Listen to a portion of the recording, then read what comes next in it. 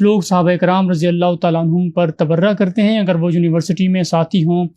Projects میں یا study groups کی وجہ سے ان کے ساتھ کام کرنا پڑے یا کبھی ان کے ساتھ کھانا کھانا پڑ جائے تو ان کے ساتھ کس حد تک ہم تعلق رکھ سکتے ہیں؟ اگر ایسے لوگ ہمارے پڑوسی ہوں اور ان کی خوشی یا غمی میں ہمیں جانا پڑے، بیمار پرسی کرنی پڑے یا ضرورت کی وجہ سے ان کے یہاں آنا جانا ہو اور تعاون کرنا پڑ جائے، تو شریعت کی روشنی میں ان کے ساتھ رویہ کیسا ہو؟ دیکھیں، صحابہ کرام کے گستاخی یا برا بھلا کہنے، تبرہ، یہ انتہائی درجے کے فسق کا عمل ہے، اور ایسا آدمی گمراہ ہے،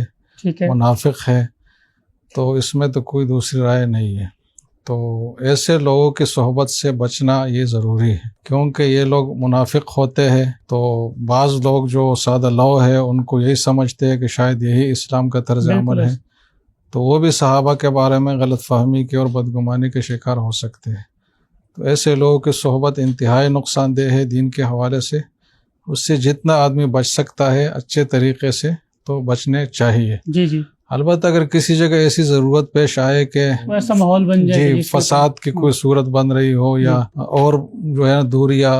بننے کی صورت بن رہی ہو، تو وہاں بقدر ضرورت، بوقت ضرورت میل جول کی اور جو انہوں نے باتیں کی ہے، اشتراک عمل کی، اس کی گنجائش ہے۔ لیکن اس حوالے سے بہت حساس ہونا چاہیے کہ کہیں یہ آپ کے عقائد کو خراب نہ کر لیں۔ صحابہ کی گستاخی یہ بہت زیادہ سنگین جرم ہے، اور یہ اللہ پر بھی اعتراض ہے، رسول اللہ صلی اللہ علیہ وسلم پر بھی اعتراض ہے، اور جو دین ہمیں پہنچا ہے اس میں بھی شک ڈالنے کے ذریعہ ہے،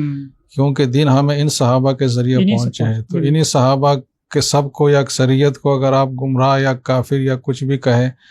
تو وہ کفر و ایمان کا مسئلہ تو میں یہاں نہیں چھیڑوں گا، لیکن بہرحال گمراہی تو یہ یقینی درجے میں ہے، اور اس صحابہ کو جب آپ متون کریں گے تو جو دین ہمیں ان کے ذریعے سے پہنچے اس پہ کیسے آپ اعتماد کر سکتے ہیں؟ اس طرح حضور صلی اللہ علیہ وسلم پر اشکال ہوا کہ انہوں نے اپنی پوری زندگی کی صحبت کے لیے اور رشتہ داریوں کے لیے ایسے لوگوں کو رکھا جن کی یہ کیفیت تھی، اور اللہ تعالیٰ پر بھی اعتراض ہے کہ اللہ نے اپنے پیغمبر کی صحبت کے لیے جو اولین طبقہ انسانیت کا رکھا، جس کے ذریعے سے پیغام پہنچانا تھا باقی انسانوں کو، ایسے لوگوں کو رکھا۔ تو یہ بہت ہی ایک مطلب یہ کہ دین کی جڑیں کاٹنے والا